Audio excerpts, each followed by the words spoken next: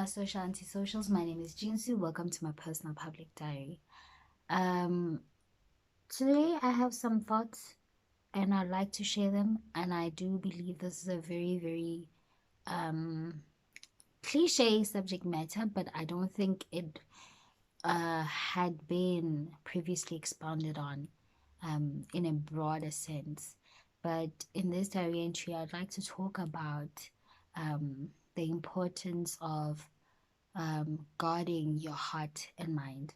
you know, uh, so I am from a Christian family. I was born and raised in a Christian family, both Catholic and Pentecost. So a lot of things I'm gonna say are reference from the Christian religion. As you know, I don't follow any religion. However, I do tend to take from each or any point which I learn, and I will learn and also teach to others. But yes, today I'll be relating a lot from the Christian aspect because that's what I'm familiar with in regards to the subject matter. So in the Christian community, we've always been taught about guarding your heart. The Bible advises and guides and talks on this um, matter, but I feel like um going through life, this wasn't exactly expounded on as it ought to be. I had to learn some things um by myself. This is also connecting to the previous diary entries where I was talking about, hey man, the lot that I've been going through, and there's some things I had to learn and be very conscious about as I progressed through my journey in this life. Some of the things I became aware of as early as my early 20s um, till date. Sometimes I forget and sometimes I get reminded. So um, let's talk about the importance of guarding your heart and guarding your mind. It is very important to guard your heart and mind, primarily because these are the sources of life, of your life, and also your your GPS, your navigation in this lifetime. If you don't get those, you stand a very grand chance of losing your way or ending up in a situation like me where you lose your morale and willpower. It could be either for life or any other thing. So um yeah so the first time I got very, very conscious about guiding um my mind and heart was in the early stages in my early 20s, especially when I was beginning um in my early stages of my career and my businesses. I made a very profound rule that I don't work with creatives that are not sober. I made it like a rule that you're with me, you gotta be sober. Sober gang, I'm pro that as well. Particularly because I had seen how the reliance of substance, you know, tempers with the creative process and what is made when someone is under the influence. And not only that, other things like I didn't want some certain substances around me because they would literally compromise my other formal career in terms of academics. I ought to not be associated with some things, but the that was one of the major reasons why I just was like, so my gang here, um, no illegal substances, you've got to be a sober creative when working with me. And I'd seen that like there are people that struggle to tap into their creativity when they are not under the influence. And when you listen to what they create under the influence, it literally sounds like the substance. And that also literally pretty much influenced also my decision to watch what it is that I listen to. Um, Guarding your heart and mind comes in various forms. It is who you surround yourself with, how you conduct yourself, what you permit, what you don't permit around you, what you eat, what you drink, what you listen to. You know, these anything that activates that has to do with your senses, those are literally the how um one or a substance, or what can I say? That's how access is gained to our heart and mind. You know, the senses activate both the mind and the heart. So I was very worried. That's the first step I had to take. I had taken in my early 20s. Like, yo, I'm very precise. I'm working with sober creatives. You gotta be sober around me. If we're working, you gotta be sober. um, and don't carry any funky substances around me. Um, I've been pro that. I'm still pro that till date, because some people and then the reliance on substance, whether alcohol or drugs or weed or whatever you call it, you name it. Everybody has their own kind of nemesis.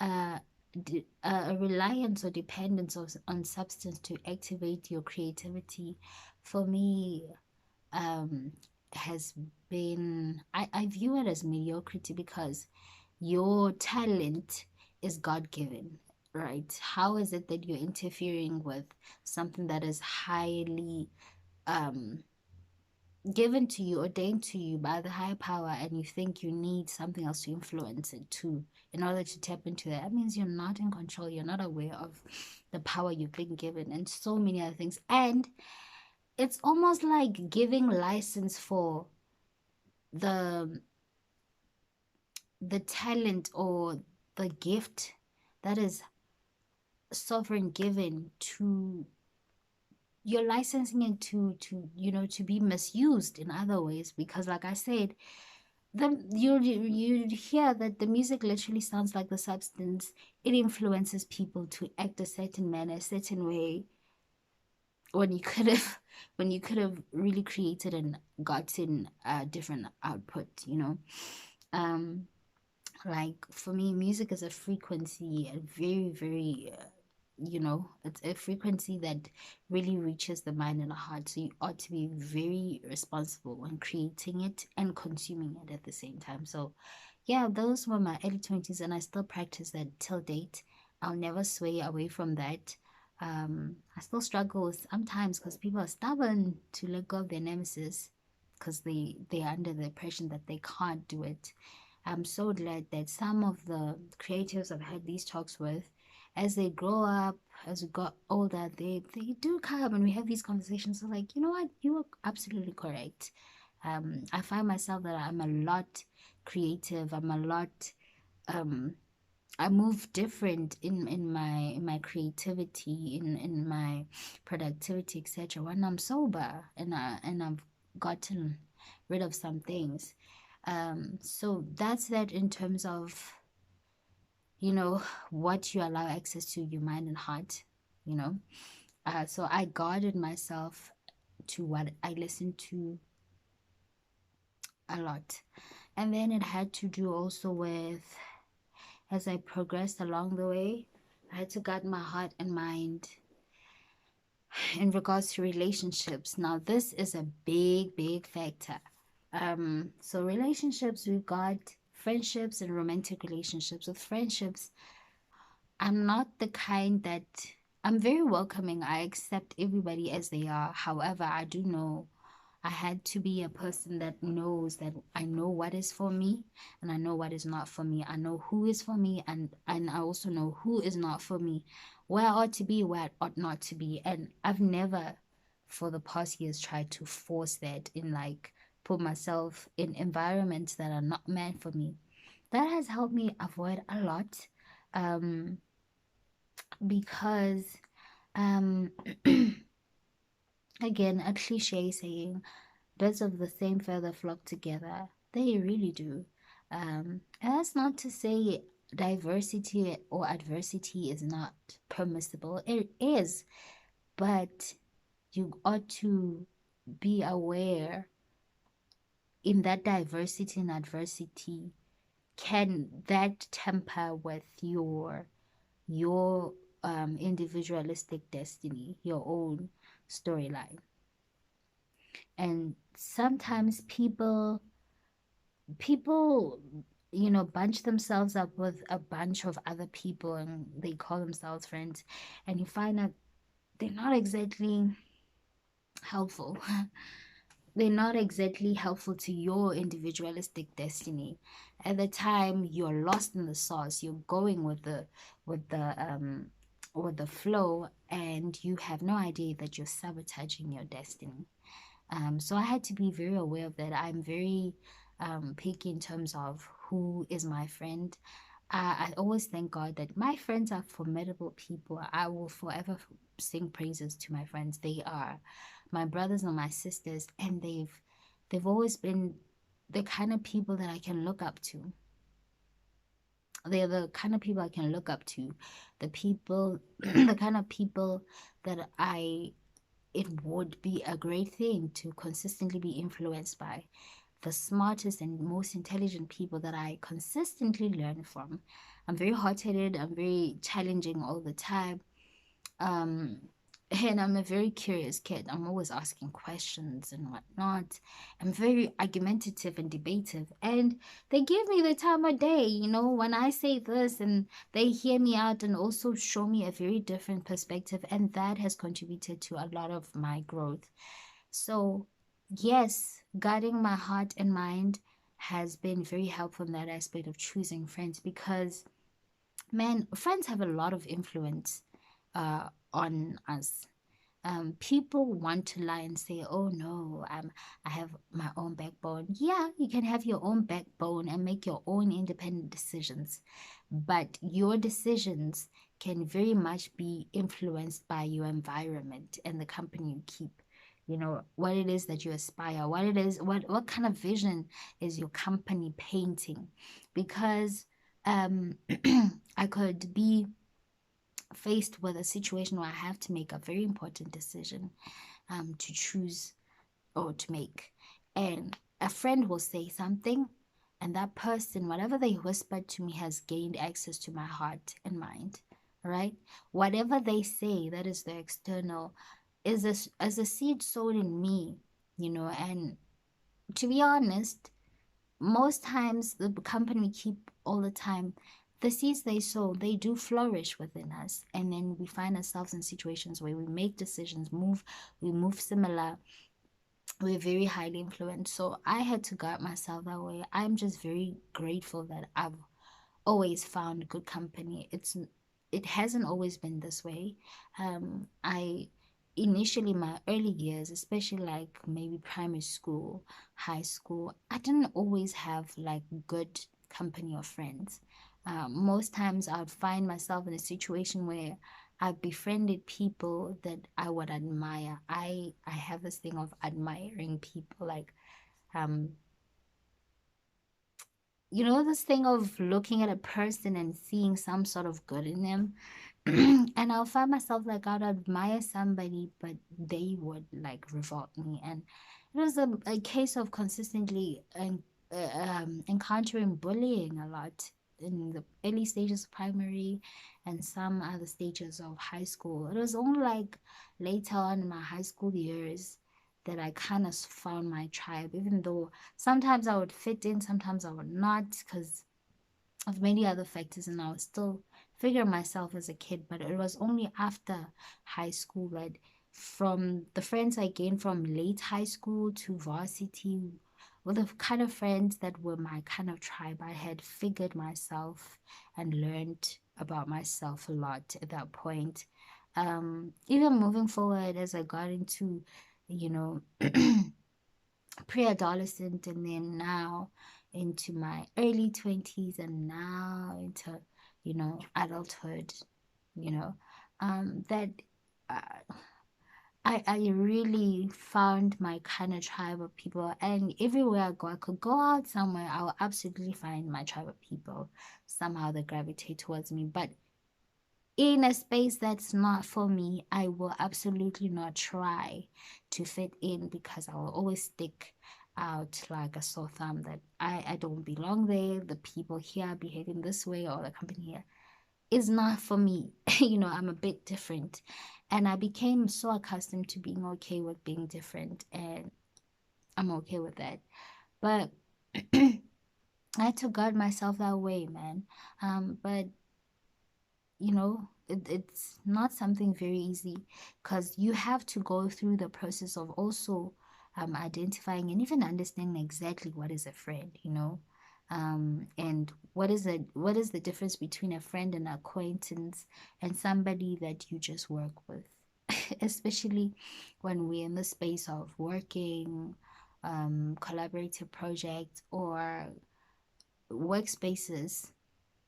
Um, People that you just meet, and yeah, you can have chats, whatever, it's a cordial exchange all the time or good energy all the time, but they're not necessarily your friends. I also had to go through the process of even understanding like what is friendship, understanding the rule of reciprocity, who would show up, who has my best interests at heart, who is of a great influence, who shows up, who is reliable, um, who knows when not to abuse me. Very tough one that a very tough lesson I had to learn. Who knows not to abuse me and my kindness, and also keeping the scales balanced as well, because when the scales are not balanced, then like the friendship is not at equilibrium, it's draining. That tempers with your heart and mind, where you find yourself that your energy is a bit low. Your energy tank is a bit low, and that tempers with a lot of things that have to do with your continuity and attitude or optimism about life and other things. Um, so there was that as well. We'll talk about the whole process of friendship breakups, seasonal people, um, and permanent people, as well as like the changes that happen in friendships as we grow older. I'll talk about it some other day. But yeah, so that's how I had to guide my life, or my life sources through guiding my heart and guiding my mind.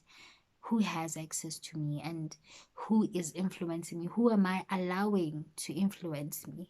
And is that kind of influence the kind of influence I want? Because whatever your friends whisper to you, best believe it will manifest in your life.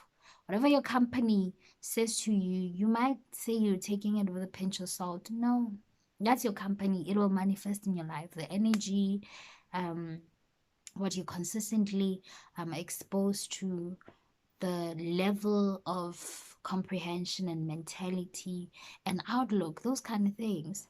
So that's that. And then relationships, very difficult. Who I had to learn super hard. With relationships, it is such a tricky thing.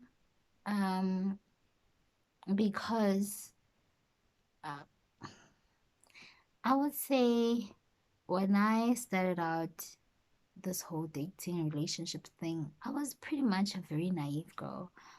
Most of us as girls, we are very much sold the dream. Ugh, a princess looking for a prince charming, gonna kiss the frog, blah blah blah. It's all fairy tale bullshit that really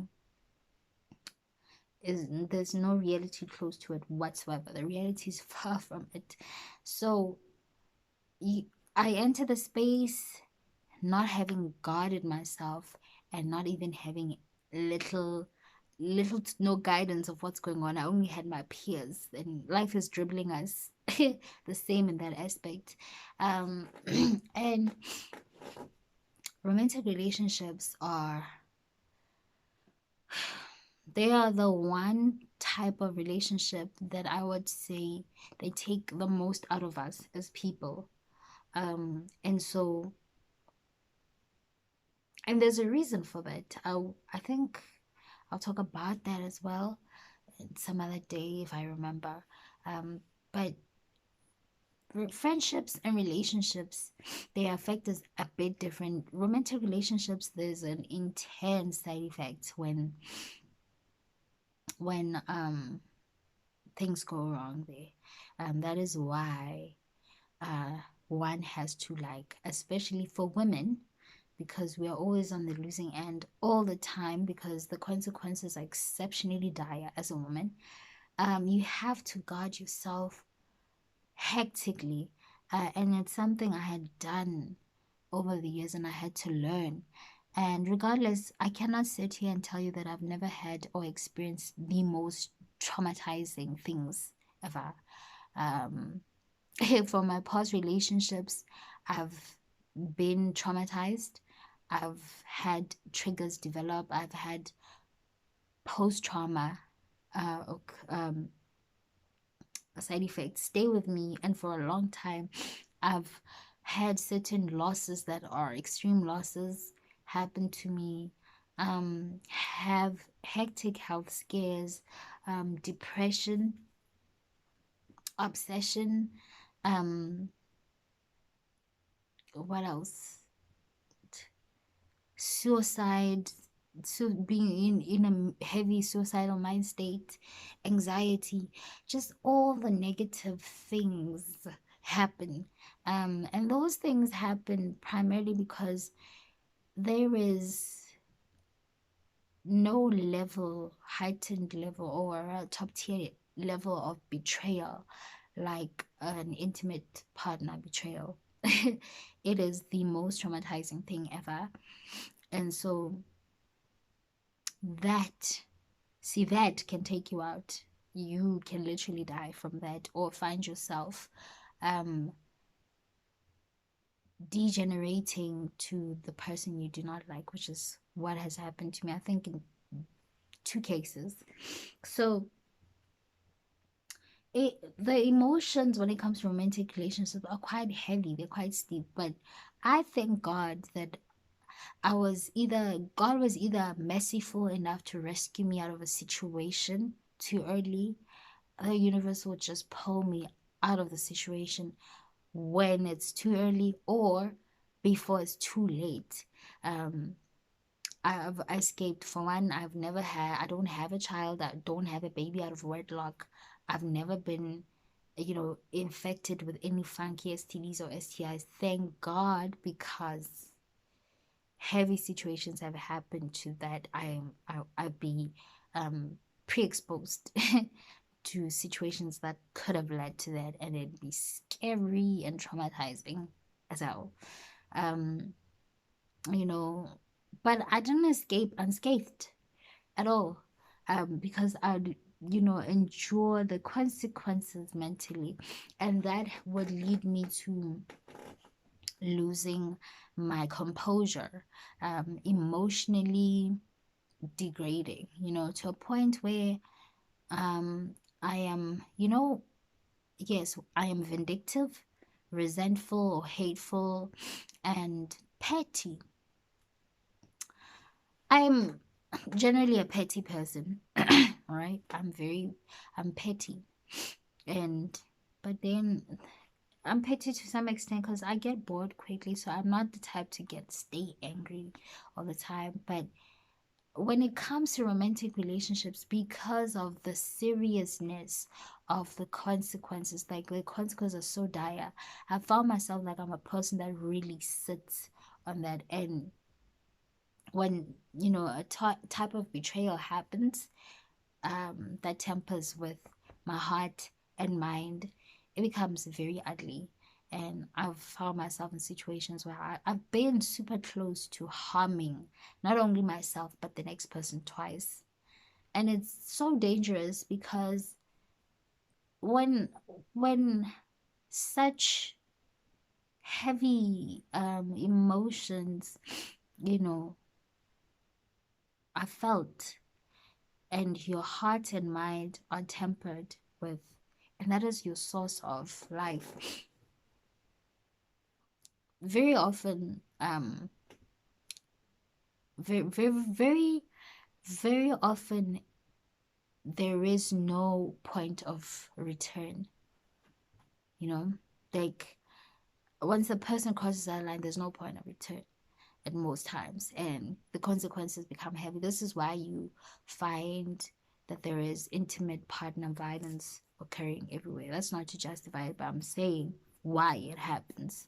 You know, You lose your sanity at a heightened level. Like, you don't, with friends, you just like, this person did me bad, and you feel very, you cry, you mourn the relationship and everything. But intimate relationships, it's because the risk is a lot higher, you know, it's a lot crazier. And so I got reminded of this lesson of the importance of guarding my heart and mind during the period where I was going through my recent and my last breakup. Um, that it is very important to guard my mind and heart. Um, Not everybody has to have access to that, because that is literally my source of life. And this person had gained access to my heart and mind, and look at me. Here I am, still struggling and still working my way through building building my moral and willpower to live. I was rock bottom. I was done for. I was very sure that I'm gonna die, because going through that was very painful. I explained in the previous diary entries like what were the symptoms, what is happening to me. Outside me literally dying inside, I was dead. I had given up. But God raised me. Here I am, and I'm still moving. I'm not saying it's totally over, because I do have days where I'm critically suffering, but somehow I still manage to move. The moment I open my mouth and I pray and say, God, I'm struggling. I am struggling. Uh, Help me. And then I'm able to stand.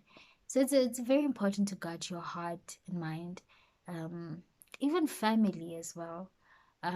Family, we are born into them, we don't choose them. At least your friends and external partners, like a romantic relationship, are people you choose. Okay. Family, you don't have any say. You don't pick them. You're born into them, and you're tied to these people. Okay. And so family can do and say really hurtful things, um, and whew, it goes without saying that some of the protective ways one ought to practice is setting boundaries. And also, I don't even know if this is like healthy advice, but I learned how to cope by sometimes not hearing what the other person is saying. The moment I pick up that it's just a vibration, or words I don't want to hear, that I know are gonna harm me, I just don't hear what they say. Like it's like I build an imaginary wall that bounces off whatever words or actions they're doing, that I just don't be sensitive to them. I'd rather, if you're going on a rant or whatever, I just listen to what the problem is, and I stick to fixing what the problem is if there's a problem. And that be it. Everything else I did not hear, and I'm not taking it personally. Um, and it took years to master that as well, because I am a softie and I cry a lot. I cry easily, I cry a lot. I'm a very, very emotional person. I cry every emotion, happiness, sadness, anger. I feel all of them in extremities. Like, I'm not a neutral person. So I am very sensitive. But it took me time to learn how to just not hear what I don't want to hear, that I know is gonna be hurtful to me. Can think about it like it's avoidance, I could say. So I don't know if that is healthy, but to some extent, some things people say and do sometimes, it's quite helpful to view them in an aspect of it's not personal. And also, just me shutting off like that and shutting those things out, or actions out, is a way of protecting my heart and mind. Otherwise, how would I be if I just let all those things get to me, get to my source of life? You know, I don't think I would be able to stand and still be breathing to this point. Um, yeah, so those are the areas that I have encountered where I had to practice protecting myself. I'm not the master of protecting my heart and mind, but it's something I still work on doing so every day. Like when I got my heart, I got my heart. It is exceptional to get through me. It's exceptionally hard. Like if you piss me off, just know you have really pissed me off if you get a reaction out of me, because it's so difficult to piss me off. Like I'm that much slow in action and reaction. Um, and that all had to do with guarding my heart and just some things blocking off so they don't hit me like that. But it's not always that I'm successful. Sometimes I would have willingly made a decision to let somebody in, and unbeknownst to me, because I'm not a fortune teller, they're just there to tamper with me and it be affecting my source of life like that. Um, so practicing discernment is pivotal. It's very important. No one has mastered discernment. No one. So if if you let somebody in into your heart, into your mind, and they abuse that and they don't do you right, do not be hard on yourself that you let them in. Something I'm very guilty of, because I'll be stuck there like, how stupid had I been? How disappointed, and I'll be depressed about it. And it's like, it's not really your fault, you know?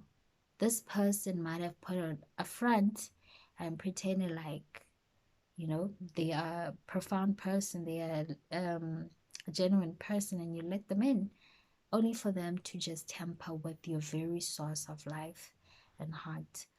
So it's very hard. It's exceptionally difficult. I'm not gonna say it's easy. It's exceptionally difficult to accept, to forgive self, and so many other things. Um, some of these things are things I know that they are things I have to continuously practice myself because it's quite challenging. So, look, man, take it from me. Old, young, whatever age you are at, practice discernment, practice protecting your heart and mind, and you can go into this world continuing to be a beautiful person you are. Because not only does, uh, you know, a temperament of your heart and mind affect, maybe your morale, willpower, and whatever. Maybe you losing morale and willpower for school, for work, for relationships, for friendships, um, and or living. Sometimes it really just even tempers with your ability to love, your ability to be happy, your ability to spread happiness, your ability to be a genuine person towards other people, your ability to be warm. Like the heart and mind is so fragile that once tempered with and badly, it could literally change the nature of a person and create a nurture of a person of a person to be a different kind that they will build up because they feel they need to protect themselves and be this different version because that feels safer. Um, and so that's how you end up with people that just don't have the ability to love no more. People that don't have that are not happy, and they're miserable, they're angry all the time, and yay, they're spreading around this anger. That are insecure and they're acting out in their insecurity, that are there's so many ways in which when the heart and mind is tempered with badly that it manifests. Um, and I personally don't want to be that person. Um, I, in my situations where I become so vulnerable and my heart and mind was tempered with, in regards to romantic relationships, I don't have the ability to love anymore. Like, I don't remember the last time I loved someone. Have I entered into relationships and like be fond of people? Yes. Cared? Yes. But love? It's difficult for me to love someone. Maybe not even maybe. It's difficult to a point where I literally gave up on romantic relationships. I feel like they're not for me, and the repercussions of my heart and mind tempering me have pushed me to become such an ugly person. I talked about this in previous diary entries that have pushed me to become such an ugly person, a version of me that I'm not proud of. I wouldn't embrace. A version of me that even hurts my pride. Like I'm not proud of it. It hurts my ego. Like it doesn't even that version doesn't even speak to the higher version of me. Um, like it's just so embarrassing. So for me to have encountered situations like this that have pushed me to a point of being that version, it's something I don't wanna experience ever again. And I have really built heavy walls around my heart and mind, especially after this breakup, where I was just like, that was the last breakup. That's why I call it the last breakup. That's the last breakup, and there will never be any other again. And I'm not interested because I have a certain belief that is now there to keep me safe. And because I degenerate to be such an ugly person. I looked at that ugly person. I was like, I don't want to go into this world like that. I don't want to be spreading that kind of energy around. I want to be happy. So, is there life outside romantic relationships? Absolutely is. So, if that part of me is totally smashed and all done for, God will rebuild it and make it pure again. I will be restored. I will be vindicated, but I will be leading my life a different way. Happiness is in different forms, you know. I'm generally always a happy person. Always joking, playing, laughing, la di la. I'm bubbly and whatever. And then I have my moments where I'm just, neutral, or but then the Saturdays, it really depends how these swings go by. But yeah, I just told myself that I do not ever want to find myself being that version, or going to the out into the world being that version. I don't want to carry hate in my heart. I don't want to carry resentment in my heart. I don't want to be that dangerous. Because I had the situations had pushed me to a point where I was seriously a danger to myself and others. And I mean like life threatening. So I don't want that. I don't even want that to be my story. So don't be like me, who now, you know, my source of life has been tampered with, and also I've built really, really strong walls around my heart and mind that I'm just denying other experiences because they are just putting me at a risk that I don't want to take. Guard your heart, guard your mind very wisely. Watch what you consume, watch who you surround yourself with, watch who is in your ear whispering, because that is your future. Watch who you let in to your life, watch who you let to get an action or reaction out of you. Um, it's important that is very important for you and your individual God ordained destiny. So that is what I have to say for today. That was a very harsh lesson to be reminded of. I cannot quote scriptures because I don't know. I forgot. I forgot these scriptures. It's been years since I held a Bible, since I denounced religion. But I will definitely tell you that if you're Christian and you relate to this message, you probably know that scripture, or you can do your homework and look it up. Um, it's a very important message to take in and live by. That is literally your GPS into this lifetime. I am lucky I've survived some things, but there are things that I was unscathed. I was not unscathed. I am very much wounded. I'm licking my wounds right now. I'm consistently sitting in God's presence and asking, like, please help me out here. I'm incapable by myself. Let me heal. And then I can continue to bloom in my own right, in a different way, in my own kind of spring, you know. But that area, I know it's done for, it's hopeless. You know, am I meeting young men out here? Countless. I am beautiful, I'm intelligent. What? My energy is amazing. What men would not want to be around me? Many of them do. But do I want them around me? No. No. Because most of them are not even the right quality that would um let me to literally reconsider breaking down those walls. You see? So be careful, especially women. Be careful, women. And for men, be careful as well, because you know what? Men,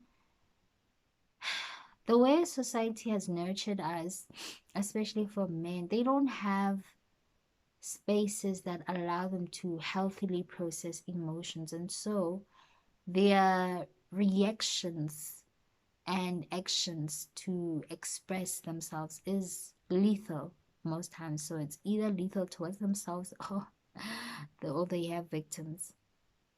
Once again, the whole gender-based violence thing. So guard your heart, very, very much so. Guard your heart, guard your mind. Those are the sources of life. They are very much connected to your destiny. I hope you take in this message. And